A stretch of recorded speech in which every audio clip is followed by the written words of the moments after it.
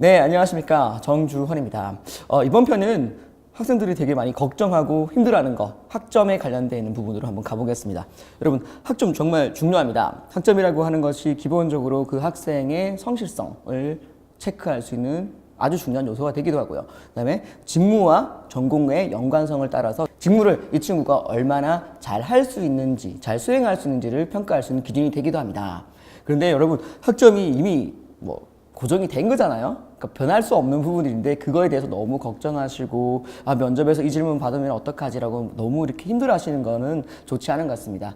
그 부분은 조금 이제 마음을 버리시고요. 다른 것들을 어필할 수 있는가를 고민을 많이 했으면 좋겠습니다. 하지만 또 우리 면접에서 이 질문을 받았을 때 어떻게 대응해야 되는지는 또 고민을 해야겠죠. 근데 여러분들 자 고민해 봅시다. 학점이 낮아서 서류에서 떨어졌으면 그냥 지나가면 되는 거죠. 다른 부분들을 어필을 어떻게 해야 될까를 나중에 고민을 하면 되는 거고요. 서류에서 다시 지원할 때. 근데 학점이 낮음에도 불구하고 내가 지금 면접에 온 거잖아요.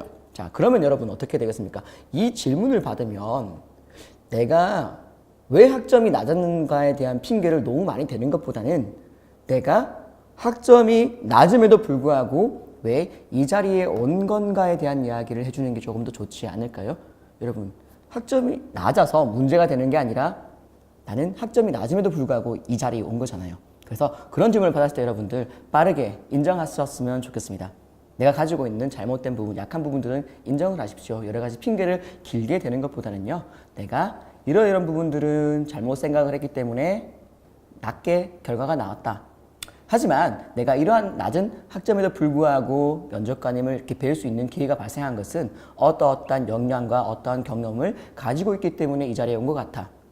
이 부분을 통해서 이것들을 잘 해내도록 하겠다라고 미래에 대한 이야기를 해주시는 게 조금 더 좋을 것 같습니다. 제 경험상 학생이 이렇게 이야기를 풀어냈을 때는 앞부분에 대한 이야기는 인정을 했으니까 할 말이 없었습니다. 그리고 뒷부분에 대해서 너는 왜 그 역량이 우리 직무에, 우리 직종에 더 중요하다고 생각을 해? 라고 질문을 하고 또 그 다음에는 그러면 그러한 역량을 쌓기 위해서 어떠한 노력을 해왔어? 예, 우리가 되게 중요하게 생각하는 우리 직무에 집중해서 당신을 뽑아야 될 이유들을 질문을 하게 되었던 거거든요.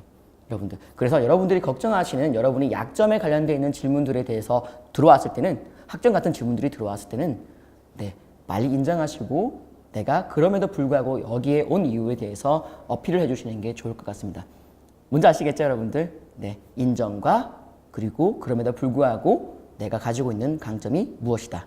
요것만 여러분 포인트 잘 잡으시면은 면접에서 어려운 질문들을 잘 해결할 수 있다고 생각이 됩니다. 그러면 다음 시간에 또 뵙겠습니다. 감사합니다.